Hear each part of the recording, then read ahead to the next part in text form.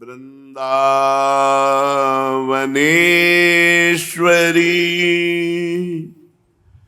तवैव पदारविन्दम्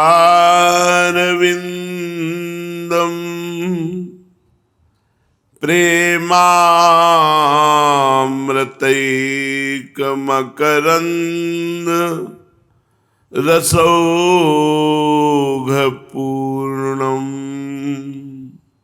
हृद्यर्पितं मधुपते स्मरतापमुग्रं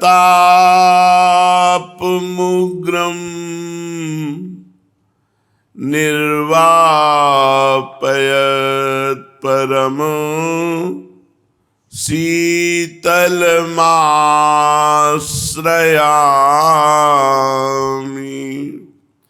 परम शीतल माश्रयामि।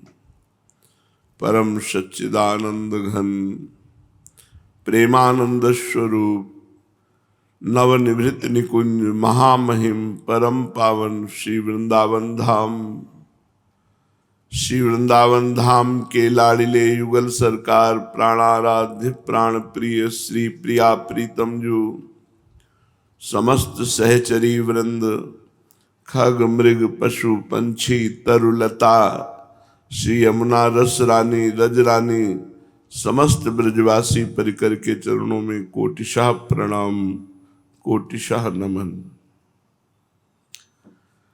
भगवत प्राप्ति इसीलिए कठिन है कि हम कामनाओं का त्याग नहीं कर पाते। हमारी जितनी कामनाएं हैं वो सब नाशवान हैं। उत्पत्ति विनाशशील पदार्थों की कामना नाशवान की कामना है। उत्पत्ति विनाशशील पदार्थों को भोगना, नाशवान शरीर से नाशवान पदार्थों को भोगते हुए नाशवान पदार्थों के भोग की कामना हमें नाश में पहुंचा देती है, हमारा नाश कर देती है। मुझ अविनाशी को अधोगति प्राप्त होती है, मुझ अविनाशी का नाश हो जाता है।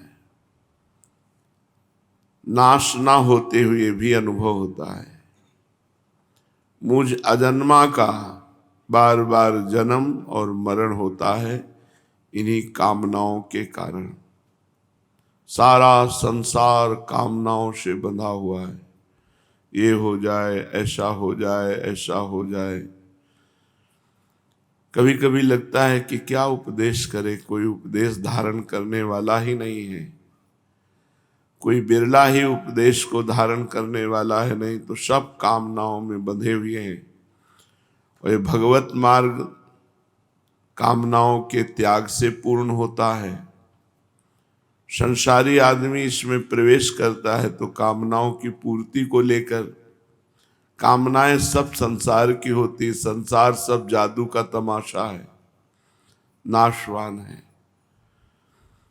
अंतिम समय की कोई बात सोचता नहीं है कि जब यहाँ से हमें शरीर छोड़ के जाना है तो हमारे पास रह क्या जाना है। जो इस विवेक को धारण करे तो कामनाओं का त्याग हो जाए कि संसार में यथा लाभ संतोष सदा काहू सो कछु न चाहोंगो, यदृच्छा लाभ संतुष्टो द्वंद्वातीतो विमत्सरः। यदृच्छा लाभ, जैसा ईश्वर मुझे परिस्थिति दे करके रखेंगे वैसे मैं रहूंगा, पर मेरा कर्तव्य है कोई कामना ना होने पावे और निरंतर भगवान का भजन करूं। ऐसा कोई बिरला साधक होता है, बिरला, कोई लाखों में एक ऐसा होता है। श्री भगवान कह रहे हैं संकल्प प्रभवान कामास त्यक्त्वा सर्वान् शेषतः मनसैवेन्द्रियग्रामं विनियम्य समन्ततः। संकल्प ही ना होने पावे। किसी भोग की पहले चिंतन वृत्ति उदय होती है, स्फुरणा, फिर उसमें हमारा राग होता है, प्रीति होती है उस चिंतन में, उस स्फुरणा में, फिर वो संकल्प बनता है। संकल्प बनते ही प्रबल कामना हो जाती है। कामना होते ही मन मथित कर देता है, हमें व्यथित कर देता है और बलात् वो कामना में, क्रिया में लगा देता है। इसलिए भगवान कह रहे हैं संकल्प प्रभवान कामास त्यक्त्वा सर्वान शेषता। सांसारिक वस्तु, व्यक्ति, पदार्थ, देश, काल, घटना, परिस्थिति को लेकर जो मन में तरह तरह की स्फुरणाएं होती हैं, उन स्फुरणाओं में कुछ प्रिय होती हैं, कुछ अप्रिय होती हैं। तो अप्रिय से द्वेष हो जाता है और प्रिय से राग हो जाता है। और जहां उसका राग या द्वेष बना तहां संकल्प बनता है। जहां संकल्प बना तहां क्रिया करने की कामना बनती है। जहां कामना बनी तो जीव का पतन हो जाता है।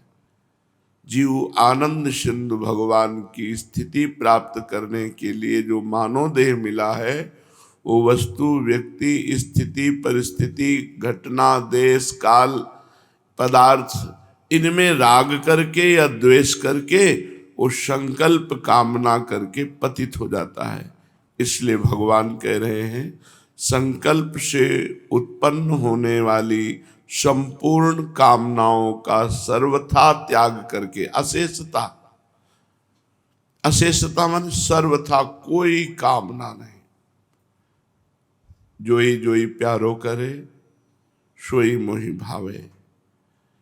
चाहे दुखद परिस्थिति हो, चाहे सुखद परिस्थिति हो, चाहे मन अशांत हो या शांत हो, हर स्थिति में हमको ये विचार करना है कि हमें इसी जन्म में भगवान को प्राप्त करना है। इसलिए हमें किसी भी परिस्थिति की कामना नहीं करनी, किसी भी वस्तु की कामना नहीं करनी, किसी भी पदार्थ, व्यक्ति की कामना करने मात्र से हमारा पतन हो जाएगा। क्योंकि असंगतः असंगोहम पुरुषः, ये हमारा स्वरूप है। असंगोयम, अहम असंग, न वस्तु, न व्यक्ति, न स्थान, न शरीर, न भोग, न क्रिया। ये बहुत सूक्ष्म है परमार्थ। तो जिसने संकल्प के द्वारा होने वाली संपूर्ण कामनाओं का अशेषता अर्थात सर्वथा त्याग कर दिया है और मन से ही अपनी 10 इंद्रियों को अपने अपने विषयों से घसीट करके प्रभु में लगा दिया।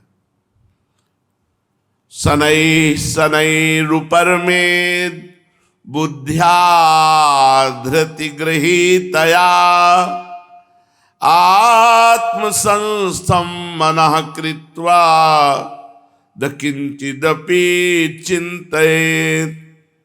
शनै शनै, आराम आराम से, धीरे धीरे से एक एक विषय का त्याग करता चला जाए, एक एक गलतियों को सुधारता चला जाए। साधक को अपनी गलती जांचनी चाहिए। भजन में क्या प्रतिकूल चिंतन हो रहा है, क्या प्रतिकूल क्रियाएं हो रही, क्या प्रतिकूल खान पान है, क्या प्रतिकूल संग है, इन सब बातों का चिंतन करना चाहिए। हम कितना भजन विरुद्ध देखते हैं, कितना भजन विरुद्ध सुनते हैं, कितना भजन विरुद्ध आचरण करते हैं, इनका सुधार करना चाहिए। शनै शनै, धीरे धीरे, आराम आराम से त्याग करते चले जाओ। उकताए हुए एकदम आज कसम खा लिया और कल फिर गिर गए, ऐसा नहीं। धीरे धीरे आराम आराम से एक एक विषय का त्याग करते हुए, एक एक गलतियों का, और जिस गलती का त्याग कर दो दोबारा जीवन में वो गलती दोहराई जानी ना चाहिए। इसीलिए सनई सनई का धीरे धीरे। साधन करते करते प्रायः साधक को उकताहट होती है, अरे जल्दी से सब काम क्रोध नष्ट हो जाए। ये जल्दी से नष्ट होने वाले नहीं है। शनै शनै, धीरे धीरे सहत सहत बाढ़े भगति, गृह तनु गुरु हितगार। धीरे धीरे सहते सहते इनका त्याग कर दो। विषय रूपी दलदल से धीरे धीरे निकलने की चेष्टा करो। निराशा होती है कि भजन करते विचार करते इतने दिन हो गए, पर ना तो भगवान की प्राप्ति हुई और ना कोई अनुभव हुआ। अब क्या होगी, कैसे होगी? इस बात को लेकर भगवान के भजन करने वाले साधक को ये सावधानी भगवान कह रहे हैं, शनै शनै, धैर्य युक्त बुद्धि के द्वारा धीरज धर के धीरे धीरे उपराम हो जाओ, धीरे धीरे त्याग करो। भजन का अभ्यास करते हुए सिद्धि न प्राप्त हो तो उकताना नहीं चाहिए। यह सिद्धि का तात्पर्य अन्य सिद्धियों से नहीं, स्वाभाविक निरंतर भजन भगवदाकार वृत्ति, प्रत्युत धैर्य रखना चाहिए। जैसे भजन सिद्ध हो जाने पर, सफलता होने पर धैर्य रहता है, ऐसे ही विफलता होने पर भी वैसा ही धैर्य रहना चाहिए। बहुत गंभीर साधक चाहिए, धैर्यवान साधक चाहिए। किसी भी स्थिति में हमको टूटना नहीं है। वर्ष के वर्ष बीत जाएं पर प्रमाद नहीं करना। वैसे ही तन्मयता पूर्वक भजन में प्रयत्नशील हैं। चाहे वर्ष के वर्ष बीत जाएं, शरीर चला जाए तो भी परवाह नहीं, मुझे भगवत प्राप्ति करना ही है। कारण इससे बढ़कर दूसरा कोई ऐसा काम है ही नहीं, इसलिए इसको समाप्त करके आगे क्या काम करना है? भगवत प्राप्ति के सिवा और कोई काम करना नहीं। यदि इससे भी बढ़कर कोई काम है तो इसको छोड़ें और उस काम को अभी करें, पर इससे बढ़कर कोई काम तो है नहीं। इस प्रकार बुद्धि को वश में कर ले। बुद्धि में मान बढ़ाई आराम आदि को लेकर जो संसार के प्रति महत्व पड़ा है, उस महत्व को हटा दे। जब सही भजन होने लगता है ना, तो मान बढ़ाई, रुपया पैसा, सब खान पान व्यवहार, ये सब कूड़ा करकट नजर आता है, झूठा, जो हमारे साथ नहीं चलेगा, केवल हमको फंसाकर भजन से विमुख किए हैं। बुद्धि में जो मान बढ़ाई आराम आदि को लेकर जो संसार का महत्व पड़ा है, उस महत्व को हटाना होगा। साधक को धैर्य पूर्वक इस महत्व को भी हटाना होगा। धन्य भाग है जिसको कोई जानता नहीं और भजन कर रहा है, वाह वाह जय जय, इस पे नहीं फंसना चाहिए। ये केवल दिखावा है, माया का सत्य कुछ नहीं। इस महत्व को हटा देना चाहिए। तात्पर्य है कि जिन विषयों का त्याग करने के लिए कहा गया है शास्त्रों में, धैर्य युक्त बुद्धि से उन विषयों से उपराम हो जाए। शनै शनै रूपर में तो उपराम होने में, त्याग करने में जल्दीबाजी न करे। धीरे धीरे उपेक्षा करते करते विषयों से उदासीन हो जाए और उदासीन होने पर उनसे बिल्कुल ही त्याग कर दे। कामनाओं का त्याग और मन से इंद्रिय समूह का संयमन करने के बाद ही उपराम अवस्था प्राप्त होती है। उसका तात्पर्य है कि किसी त्याज्य वस्तु का त्याग करने पर भी उस त्याज्य वस्तु के साथ चूंकि त्याग कर रहे हैं इसलिए आंशिक द्वेष बना रहता है। यह भी नहीं होना चाहिए। उस द्वेष भाव का भी नाश हो जाए। उदासीन, न राग न द्वेष, हमारे काम की ही बात नहीं है।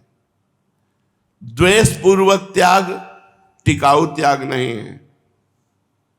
भगवत प्राप्ति में वो भी बाधा है, द्वेष पूर्वक नहीं। सब भगवान की सृष्टि है, हमारे प्रयोग की भी नहीं चीज है। जैसे आपको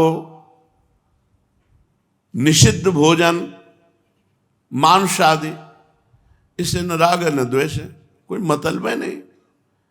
ऐसे प्रत्येक निषिद्ध वस्तुओं से, शास्त्र विरुद्ध बातों से, शास्त्र विरुद्ध भोगों से उदासीनता है, उपराम है, वो न राग है न द्वेष है। सच्ची पूछो तो जब उपराम स्थिति प्राप्त हो जाती तो ऐसे पास में बैठा एक सात्विक भोजन पा रहा हो, एक तामसिक पा रहा हो, उसको कोई मतलब नहीं। न सात्विक वाले से राग है न तामसिक वाले से घृणा है। लीला हो रही, सतोगुण की, तमोगुण की, रजोगुण की लीला हो रही, उसको किसी से कोई तात्पर्य नहीं, न राग न द्वेष। इधर एक पूजा कर रहा है, उधर एक वध कर रहा है, दोनों में उसकी उपराम स्थिति रहती है। इधर यज्ञ हो रहे, उधर हाहाकार मचा, दोनों में उपराम स्थिति रहती है। उपरामता तो ज्ञान की प्रथम भूमिका में ही आ जाती है। इतनी उपरामता, एक तरफ सुंदरी स्त्री खड़ी, एक तरफ सिंह खड़ा है, न सिंह से भय है न स्त्री से आकर्षण। ये प्रथम भूमिका है, ये प्रथम भूमिका, शांत प्रथम भूमिका है, ज्ञान की प्रथम भूमिका है। द्वितीय भूमिका में सर्व विषयों का त्याग हो जाता है, शेष रहती आसक्ति। तृतीय भूमिका में आसक्ति का विनाश हो जाता है। चौथी भूमिका में वो समाधिस्थ होने लगता है। पांचवी भूमिका में वो जड़ भरत जी की स्थिति में आ जाता है। छठी भूमिका में संप्रज्ञात समाधि, सातवीं में असंप्रज्ञात समाधि, आठवीं में उस देह शुद्ध भूला मर्त तुल्य, मर्त तुल्य। 8 भूमिकाएं ज्ञान की। उपासक अभी किसी भूमिका में नहीं है। एक तरफ सिंह खड़ा है, एक तरफ स्त्री खड़ी है। न स्त्री के आसक्ति का राग है, न सिंह से मृत्यु का भय है। ये प्रथम भूमिका ज्ञान की है। ज्ञान की प्रथम भूमिका में साधक की इतनी उच्च कोटि की अवस्था हो जाती है तो उपराम हो विषयों से, द्वेष नहीं। अरे ये नहीं, नहीं, हमारे काम की वस्तु नहीं है। न कोई घृणा है, न कोई द्वेष है किसी से। सब भगवान की सृष्टि है।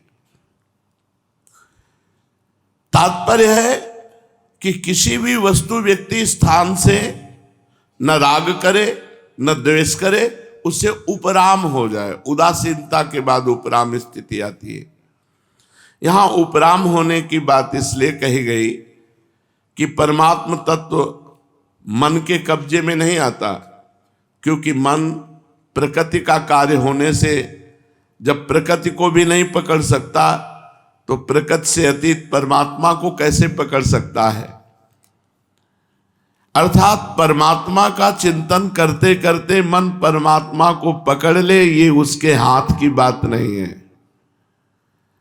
जिस परमात्मा की शक्ति से मन अपना कार्य करता है उसको मन कैसे पकड़ सकता है। यन मनसा न मनुते ये नाहुर मनोमतम। जैसे जिस सूर्य के प्रकाश से दीपक, बिजली आदि प्रकाशित होते हैं, वे दीपक आदि सूर्य को कैसे प्रकाशित कर सकते हैं? कारण कि उनमें प्रकाश तो सूर्य से ही आता है। ऐसे ही मन, बुद्धि आदि जो कुछ शक्ति है वो सब भगवान से आती है, प्रभु से आती है।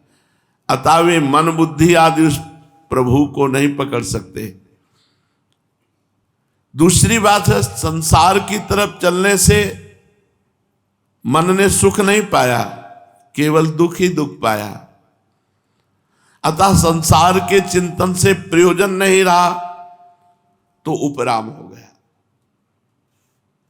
द्वेष नहीं हुआ, उपराम हो गया। अब अच्छा ही नहीं लगता कुछ। क्योंकि सब झूठा, सब धोखेबाज। आत्म संस्थम मनः कृत्वा, सब जगह एक सच्चिदानंद परमात्मा ही परिपूर्ण है। जब साधक समस्त संकल्पों से उपराम हो जाता है तो उसे सब जगह एक परमात्मा का अनुभव होता है। कैसे? जैसे गहरे जल में डूब जाओ तो आपकी हर इंद्री में जल ही जल है। आँख खोलो तो जल है, कान में भी जल है, नाक में भी जल है, मुख में भी जल है, अंदर भी जल है। प्राणवायु चली जाएगी, केवल जल ही जल रह जाएगा। ऐसे ही हमें न जाने पर कान है कि प्राण है, बाहर दृष्टि तो परमात्मा। जैसे गहरे जल में जिधर देखो ऊपर नीचे दाएं बाएं जल ही जल दिखाई देगा, ऐसे परमात्मा ही परमात्मा है। ना परमात्मा के सिवा पहले कुछ था, ना बाद में रहेगा, तो बीच में परमात्मा है। ऐसे परमात्मा है जैसे कंकन, हार, करधनी, नूपुर, अंगूठी, ये हम नाम बहुत ले लिए लेकिन सब में सोना विराजमान है। ऐसे स्त्री, पुरुष, जड़, चैतन्य, ये नाम है, ये रूप है अलग अलग, लेकिन सब परमात्मा स्वरूप ही है। ऐसा संकल्प त्यागी को जब अनुभव होता है तब भगवत प्राप्ति होती है। तो सब जगह एक सच्चिदानंद परमात्मा ही परिपूर्ण है। संकल्पों में पहले और पीछे वो परमात्मा ही रहता है। संकल्पों में भी आधार और प्रकाश रूप से एक परमात्मा ही परिपूर्ण है। उन संकल्पों में और कोई सत्ता पैदा नहीं हुई, किंतु उनमें सत्ता रूप से वो परमात्मा ही है। ऐसा बुद्धि का दृढ़ निश्चय निर्णय रहे। मन में कोई तरंग पैदा हो भी जाए तो उस तरंग को परमात्मा स्वरूप ही अनुभव करे। जैसे हमारा मन गया कहीं किसी स्त्री पर, ये भी भगवान है। किसी वस्तु पदार्थ पर, ये भी भगवान है। किसी स्थान में, ये भी भगवान है। जहां भी जड़ चैतन्य में जाए वहां उसे तुरंत भगवत स्वरूप अनुभव करे। देश काल वस्तु व्यक्ति घटना परिस्थिति आदि सब में प्रभु विराजमान है। ये देश काल आदि तो उत्पन्न होते हैं और मिटते हैं, परंतु इनमें विराजमान जो प्रभु है न मिटते हैं, न बनते हैं, न बिगड़ते हैं। वो सदा ज्यों का त्यों रहते हैं।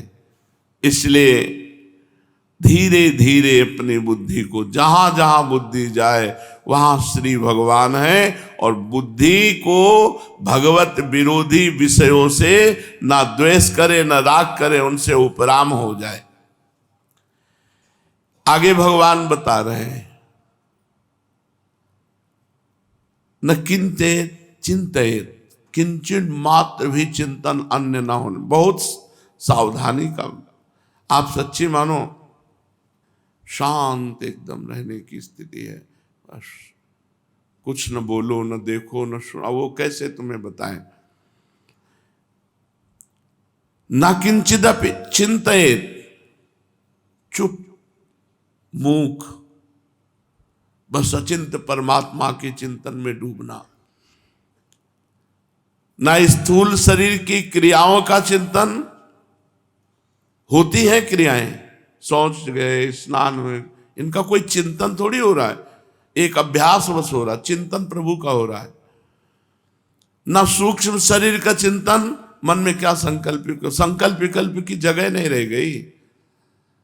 ऐसा एक तार क्यों, जब बीच में जगह हो ना, तब जब घनीभूत चिंतन होता तो बीच में जगह ही नहीं है, तो उसको संकल्प विकल्प करने का अवसर ही नहीं।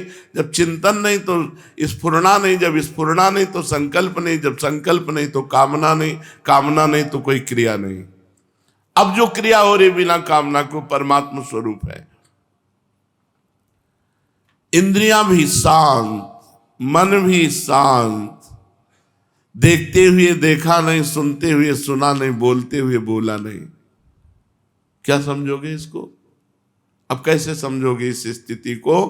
देखते हुए देखा नहीं, सुनते हुए सुना नहीं, बोलते हुए बोला नहीं। सुनते हुए सुना नहीं।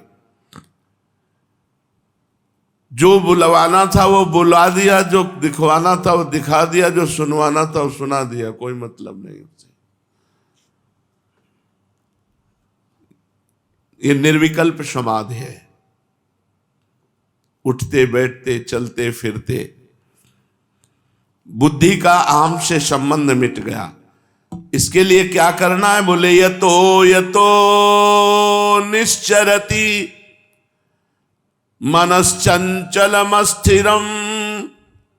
ततस्ततो नियम्यैत दात्मन्येव वसं नयेत्।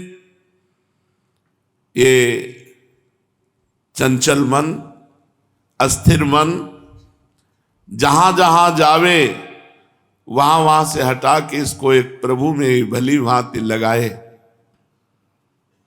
भली भांति। यतो यतो निश्चरति मनश्चंचलम स्थिरम।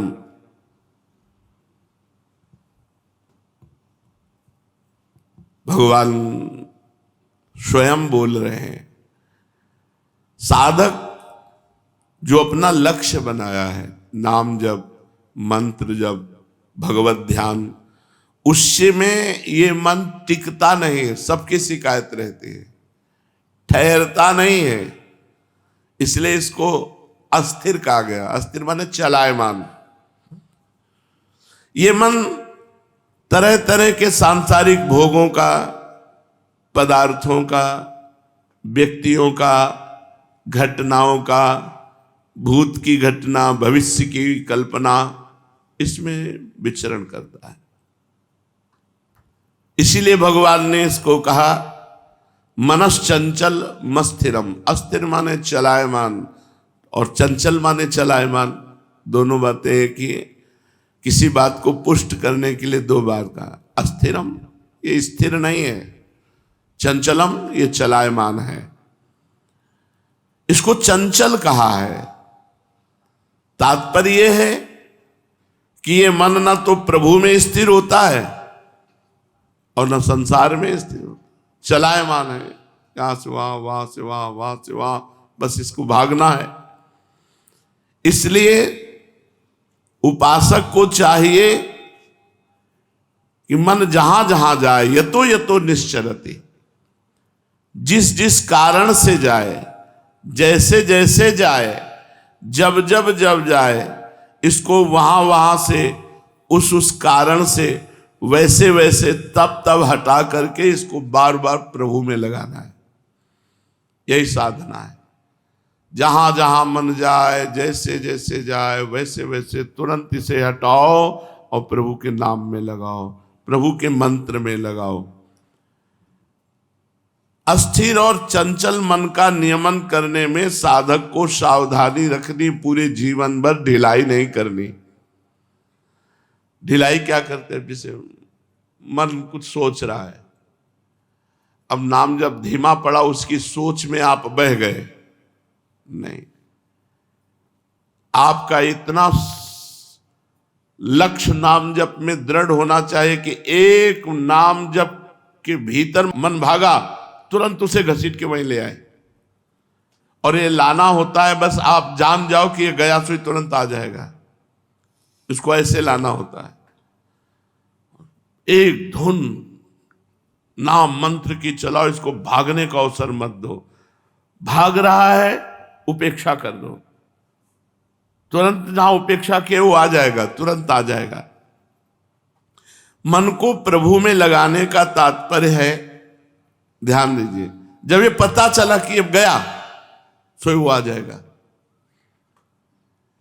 जहां पता चला कि ये किस पदार्थ में गया, किस व्यक्ति में गया, किस घटना में गया, किस भोग में गया, तो तुरंत उसका विचार चालू हो गया। इनका कोई अस्तित्व नहीं, बार बार गंदी बात। इस समय हमें नाम जप करना, बार बार भाग रहा है, जहां से वो तुरंत आ जाएगा, फिर नाम में लगेगा, फिर भागेगा, फिर हटाओ, फिर नाम में लगाओ। या जिस वस्तु व्यक्ति स्थान में जाए, उसी में भगवान को देखो। ये भी तो भगवान है, इनमें भी भगवान है। इनके अंतर में भगवान बैठा हुआ है। ये जब शरीर नहीं था तब भगवान थे, जब शरीर नहीं रहेगा तब भी भगवान रहेंगे, अब भी भगवान ही हैं। दो बातें भगवान ने बताई। जहां जहां मन जाए वहां से हटा करके नाम मंत्र ध्यान में लगाना, प्रभु में लगाना, या जहां जहां मन जिस वस्तु व्यक्ति स्थान में जाए उसी में भगवान को देखना। मन जिस किसी इंद्री के विषय में, जिस किसी व्यक्ति वस्तु घटना परिस्थिति आदि में चला जाए, उसका चिंतन करने लग जाए, उसी समय उसे हटाकर प्रभु में लगाना चाहिए। फिर चला जाए फिर प्रभु में लगाए। इसे बार बार ऐसा करने से इसे अभ्यास कहते हैं। धीरे धीरे धीरे धीरे लग जाएगा। करत करत अभ्यास के जड़ मत होत सुजान, रस्सी आवत जात ही सिल पर होत निशान। दूसरा, जहां जहां मन जाए वहां वहां ही प्रभु को देखो। कोई वस्तु व्यक्ति नाम रूप जो आए सब में प्रभु विराजमान। तीसरा, साधक जब प्रभु में मन लगाने का अभ्यास करता है तब संसार की बातें याद आती हैं। इससे साधक घबरा जाता है कि जब मैं संसार का काम करता हूं तब इतनी बातें याद नहीं आती, इतना चिंतन नहीं होता, परंतु जब प्रभु में मन लगाने का अभ्यास करता हूं तब मन में तरह तरह की बातें याद आने लगती हैं। पर ऐसा समझकर साधक को घबराना नहीं चाहिए, क्योंकि जब साधक का उद्देश्य प्रभु की प्राप्ति बन गया है तो अब संसार के चिंतन के रूप में भीतर से ये कूड़ा कचरा निकल रहा है, ऐसा सोचे। 3 सूत्र बताए गए अभी। पहला, जहां जहां मन जाए वहां से हटा के प्रभु में लगाना। दूसरा, जहां जहां मन जाए वहां प्रभु को ही देखना। तीसरा ये कि अब हमारा लक्ष्य भगवत प्राप्ति है, अब हमारा भजन चल रहा है, तो मन में जितना कूड़ा कचरा संसार का है वो सब डिलीट हो रहा है, वो सब निकल रहा है। भीतर से हमारे मन की सफाई हो रही।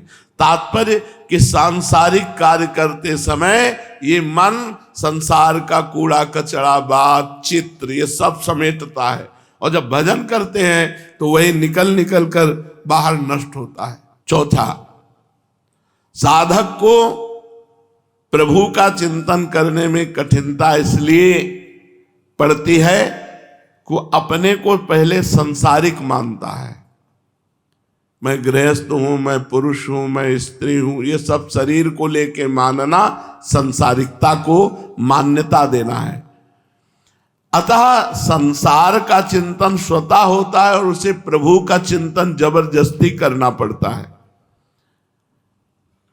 इसलिए साधक को चाहिए कि वो भजन के पहले ये चिंतन करे, मैं प्रभु का और प्रभु मेरे। इससे बड़ी सहायता मिलेगी। इसको कई बार चिंतन करना चाहिए। मैं प्रियालाल का, प्रियालाल मेरे, प्रियालाल के सिवा मेरा कोई नहीं और मैं किसी का नहीं। मैं तो केवल प्रभु का हूं और प्रभु केवल मेरे हैं। मैं शरीर संसार का नहीं हूं, शरीर संसार मेरे नहीं है। इस तरह प्रभु के साथ संबंध होने से प्रभु का चिंतन स्वाभाविक होने लगेगा, चिंतन में विक्षेप बंद हो जाएगा। पांचवा, ध्यान करते समय, भजन करते समय साधक को ये ख्याल रखना चाहिए कि मन में कोई कार्य नया जमा ना करे। अर्थात अभी हमको वहां जाना है, अभी हमको ये कार्य करना है, अब ये सब जाना पहले चले जाओ, जो करना पहले कर आओ, फिर चुपचाप भजन में बैठो। अमुक कार्य करना है, अमुक स्थान पर जाना, अमुक व्यक्ति से मिलना है, अमुक व्यक्ति के मिलने के लिए वो आने वाला है, उससे क्या क्या बातचीत करनी हो, माला चल रहा है, ये भजन नहीं। बड़ा ये दंभ हो जाएगा। भजन जब करने बैठे तो कोई कार्य और नहीं, 30 मिनट, 1 घंटा, 2 घंटा जो समय भजन के लिए दिए, उसमें फिर अन्य कार्य का चिंतन नहीं होना चाहिए। अभी ये कार्य करना है, अभी यहां जाना है, अभी वहां जाना है। शांत चित्त होकर बैठे। छठवां, भजन करते समय संकल्प विकल्प आवे, तुरंत उनको स्वाहा करो। डांटो मन को, धिक्कार है। प्रभु के नाम और मंत्र से बढ़कर कोई बात है जो चिंतन कर रहे हो, उसको जो ही डांटोगे वो शांत हो जाएगा। सातवां, एक बिंदु बनाओ मन को एकाग्र करने के लिए। कोई बिंदु, सामने कुछ हो, ज्यादा गर्दन घुमानी न पड़े, सामने ऐसा हो और उसमें आंख खोलकर बस एकाग्रता पूर्वक देखना शुरू कर दो और उसी में नाम लिखो बार बार। और जब आंखें थक जाएं, कड़वाहट लगने लगे, मूंद लो, अब अंदर लिखो। आंसू निकल सकते हैं, आंखों में जलन हो सकती है, मस्तक में थोड़ा दर्द सा लग सकता है, फिर खोलो और एकदम जैसे गुस्सा होकर देखते हैं ऐसे एकदम आंखों की पलक न झपकने पावे। आंखों में जलन होगी, आंसू गिरेंगे और ये जितने मिनट कर सको, 8 बार 10 बार आप देखो, आपका मन शांत होने लगेगा, आपका भजन में प्रवेश होने लगेगा। ये खुद अनुभव की बात है, इसे त्राटक क्रिया कहते हैं। किसी भी एक बिंदु को, जहां भी आपका कोई भी बिंदु तो कहीं ना कहीं मिल ही जाता है, नहीं तो स्केच पेन से लगा लो, छोटा सा गोला लगा लो अपने सामने, आराम से बैठ। अपने तो कील पे भी लगा लेंगे, किसी भी पे, कुछ भी जरा सा दाग लगा है उसी पे लगा लिया और थोड़ी देर के बाद वो एकदम प्लेन हो जाता है, क्योंकि वो देखते देखते बस वो आंख बस खुली है, लक्ष्य वही है, नाम चल रहा है, वो सब हट गया, कील फील वो नाम लिखा है, अपना जो मंत्र चल रहा है वही मंत्र। एक दृष्टि, श्वास भी धीरे धीरे आ रही, धीरे धीरे जा रही। ये करके देखिएगा, सीधे बैठो ऐसे सीधे। हमारे हरिवंश में वंश जो वा के ऊपर बिंदी लगी उसी पे लगा दिया, नाम लिख लिया, मन से लगा दिया। अगर बाहर कुछ नहीं, लेकिन नए साधक को बाहर जरूरी चाहिए, ये बहुत जरूरी है। अगर कर लो तो आपको बहुत सहयोग मिलेगा भजन में, चलते फिरते उठते बैठते भजन की वृत्ति बन जाएगी अगर ये कर लो। लेकिन व्यभिचारी पुरुष ये नहीं कर सकता, जो थोड़ा संयमी और ब्रह्मचारी है वही ये टिक सकता है, नहीं तो मिचमिचाहट आंख में वो जरा से, अरे हमसे नहीं बनता। नहीं, बनना क्या है, सिंहवत एक जगह बस देखना शुरू कर दो। वो आंखों में जलन हो तो फिर ऐसे मूंद लो, फिर आंसू गिरेंगे, फिर ऐसे करो, 8-10 बार ऐसे करो, आप देखना आपको लाभ मिले। इसकी प्रक्रिया तो इतनी जोर की है कि अगर संकल्प कर ले ऐसे तो तुम कदम नहीं बढ़ा सकते, वहीं खड़े रहोगे। त्राटक हमने देखा है, ये आज की बात नहीं, ये 35-40 वर्ष पहले की बात है। जैसा सोचा है कि आदमी वहीं खड़ा रहे 5 मिनट, तो वहीं खड़ा रहेगा। उससे पूछो क्यों खड़े थे, पता नहीं, 5 मिनट वहीं खड़ा रहेगा वो। मंत्र आदि तो स्वाभाविक फिर चलने लगता है। 8वां, 10 बार नासिका के स्वर से देखो,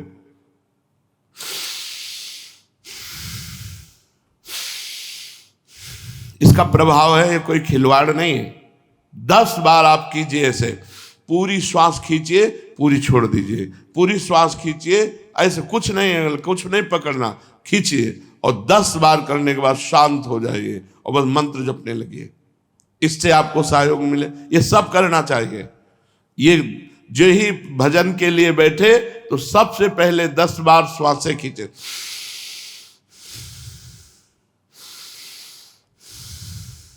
ये खींचो और निकालो और फिर कोई त्राटक क्रिया करो, किसी बिंदु पर त्राटक करो और फिर जब थक जाओ तब आंख मूंद कर, और ये सब मंत्र जपते हुए होना चाहिए, नाम जपते होना चाहिए। ये मन को यतो यतो निश्चरति मनश्चंचलम अस्थिरम, अस्थिर मन, चंचल मन को स्थिर करने के ये 8 उपाय बताए गए। पहला, जहां जहां मन जाए वहां से हटा के नाम मंत्र में लगाना। दूसरा, जहां जहां मन जाए वहीं भगवान को देखना।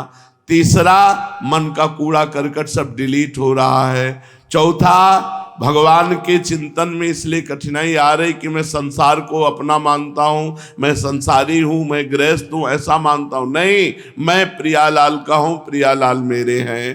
पांचवा, ये मन में ध्यान रखना चाहिए कि अमुक कार्य करना है, अमुक कार्य करना है, ये हमारे संकल्प न बनने पावे, भजन के समय भजन ही करना है। छठवां, संकल्प विकल्पों का नाश।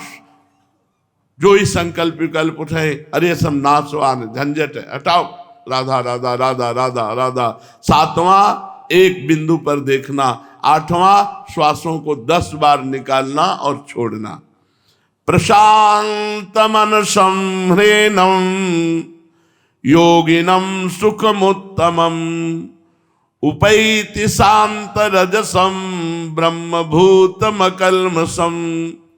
आहा, जिसका निरंतर भजन होता है, मन शांत होकर भजन में लग गया, वो अकल्मषम, वो निष्पाप महापुरुष हो जाता है।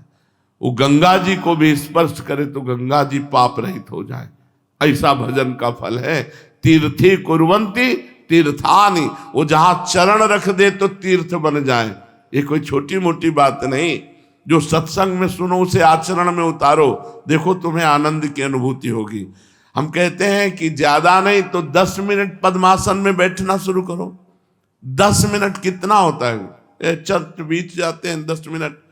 गृहस्थी में हो या विरक्ति में हो, अगर आपको बैठने का अभ्यास नहीं तो 10 मिनट बैठना शुरू करो, 10 मिनट नाटक करो, 10 मिनट श्वासों प्रश्वास को दो, तो आपका स्वास्थ्य भी ठीक रहेगा और भजन भी ठीक। अगर निरंतर भजन होने लगा तो भगवान कहते हैं प्रशांत मन संह्रेनम योगिनम सुखमुत्तमम उपैति शांत रजसम ब्रह्मभूतम अकल्मषम। अकल्मषम, निष्पाप महापुरुष हो गया वो। न कोई संचित पाप रह गए, न कोई वर्तमान का पाप रह गया, भविष्य में तो होने की संभावना ही नहीं है, क्योंकि वो निष्पाप महापुरुष हो गया। जिसका रजोगुण नष्ट हो गया, जिसके सारे पाप नष्ट हो गए, जिसका मन शांत हो गया, वो क्या हो गया? बोले वो ब्रह्म रूप हो गया, ब्रह्मभूत, ब्रह्म स्वरूप हो गया। आहा, ये है भजन का फल। जिसका मन शांत हो गया, जिसके सारे पाप नष्ट हो गए, जिसकी कोई कामना नहीं रही, वो ब्रह्मभूत हो गया, अकल्मषम, निष्पाप हो गया। अब उस योगी को निश्चित उत्तम गति प्राप्त होती। ये है मनुष्य जीवन का परम लाभ। अब वो परम गति को प्राप्त होता है। प्रशांत मन संह्रेनम ब्रह्मभूतम अकल्मषम। जब निरंतर भजन करने का अभ्यास कैसे करो, पीछे चर्चा हुई। जब निरंतर भजन होने लगा तब उसके संपूर्ण पाप नष्ट हो गए। हृदय अद्भुत आनंद में। पाप के कारण हृदय जलता है, पाप के कारण दुख आता है, पाप के कारण विपत्ति आती, पाप के कारण ही नाना प्रकार की चिंताएं, शोक, डिप्रेशन, ये सब। भजन के बिना आप सुखी नहीं हो सकते। भजन करने में मन चंचल होता है, उसको रोकने का भगवान ने उपाय बताया।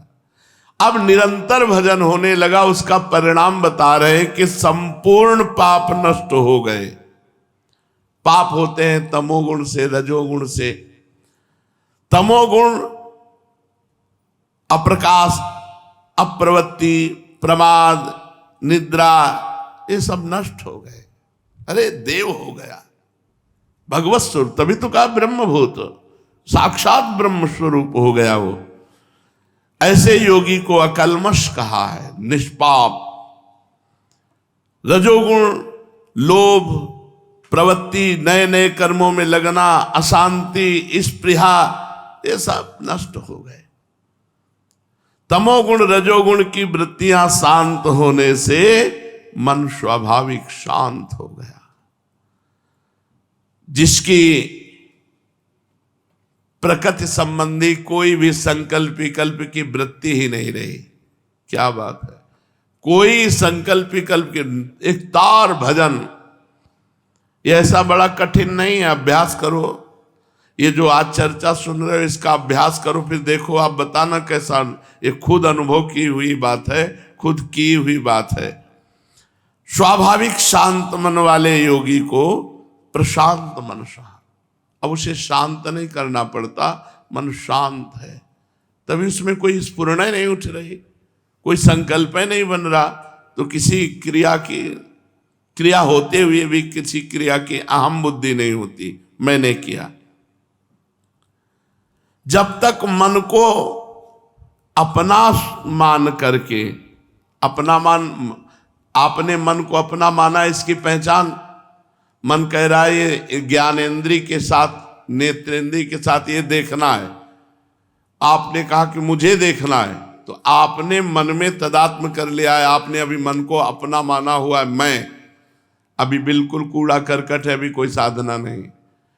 उसी समय निर्णय करना है कि मन ज्ञानेंद्रिय के साथ ये दृश्य प्रकृति का देखना चाहता है, मैं इसका दृष्टा हूं, साक्षी हूं, ना कि मैं देखना चाहता हूं। ये तो मन देखना चाहता है, मन भोगना चाहता है, मन सूंघना चाहता है, मन श्रवणेंद्रिय से सुनना चाहता है। ये मन का खेल है, मेरा खेल नहीं है। तो मुझे इस मन को संयम में लाना है।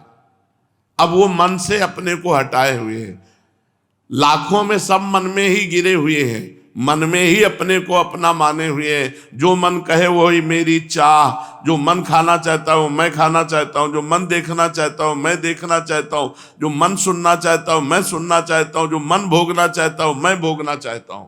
यह है मन में तदात्म, यही है बंधन, यही है जन्म मरण का हेतु। तब तक मन को अभ्यास से शांत करना होगा, और जहां मन अभ्यास से शांत हुआ, बात बन गई। उसी समय आनंद की अनुभूति होने लगेगी। जब उपासक मन की बातें अनसुनी करने लगता है, तब भजन बनता है। उल्टा सीधा सब फेंकता रहता है, नहीं देखना, नहीं सुनना, नहीं बोलना, नहीं जाना, नहीं भोगना। अब वो जला रहा है, अब वो शांत सह रहा है। यम ही न व्यथ्यन्ते ते पुरुषम पुरुषर सब सम दुख सुखाधीरम स्वमृतत्वाय कल्पते। जो इस तरह की मन की फेंकी हुई बातों को जब नहीं मानता, तो मन जलन पैदा करता है। जो उस जलन को सह जाता है वो परम पद का अधिकारी होता है। पर साधक इतना तन्मय मन में है कि वो जलन की तो होने की बातें नहीं, जलन का आभास मात्र होने के पहले ही क्रिया करने के लिए तैयार हो जाता है। मन को कभी अपना न मानो। बहुत ही सब अमृत में साधना की बातें हैं। मन को अपना मानोगे तो तुम्हें भ्रष्ट कर देगा। मन को कभी अपना ना मानो, मन से संबंध विच्छेद कर लो। मन में राग द्वेष कभी हो ही नहीं पाएगा, किसी से मतलब नहीं रख पाएगा। जब आप मन से मतलब नहीं रखेंगे तो मन आपके अधीन हो जाएगा, और जब मन से आप मतलब रखेंगे तो आपको मन अधीन कर लेगा, और आपको मन अधीन किए हुए है।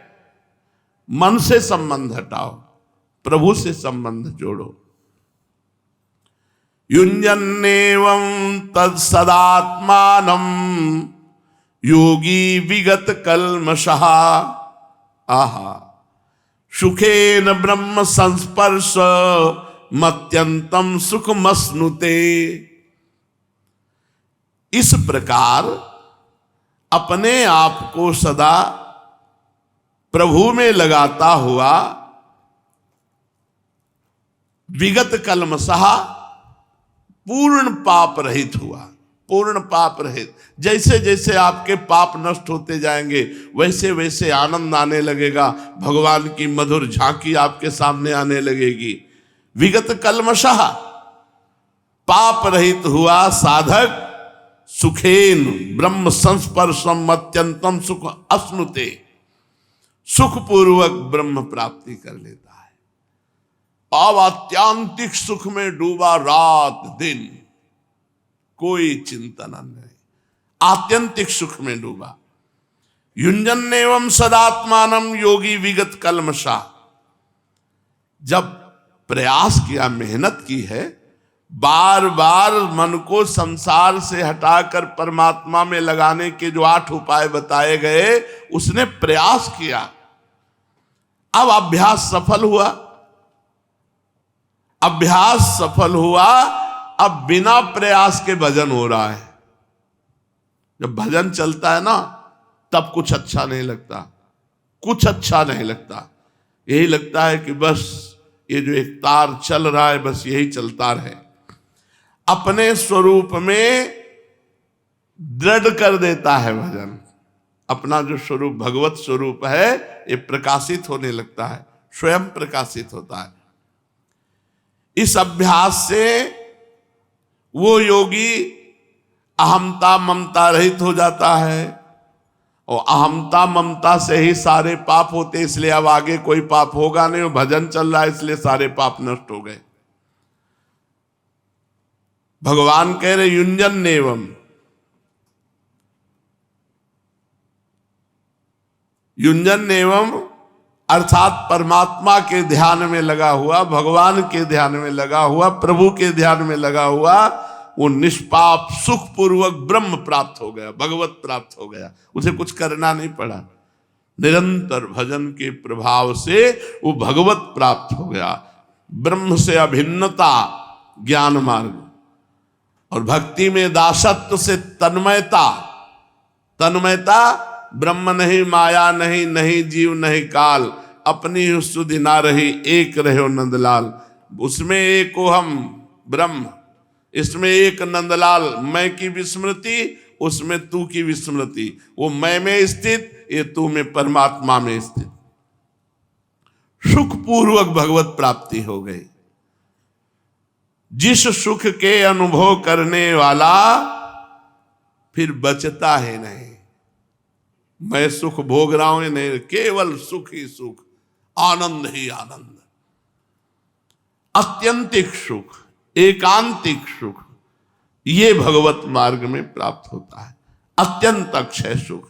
इसलिए बार बार अपने मन को संसार से हटाकर प्रभु में लगाओ, खूब भजन करो। इधर उधर की गलतियों का पोषण मत करो, समय बर्बाद मत करो। बहुत सूक्ष्म मार्ग है, बड़े दुर्लभ हमारे भाग्य हो गए जो हमको वृंदावन मिला, हमको सत्संग मिला, हमको भजन करने का समय भगवान ने दिया।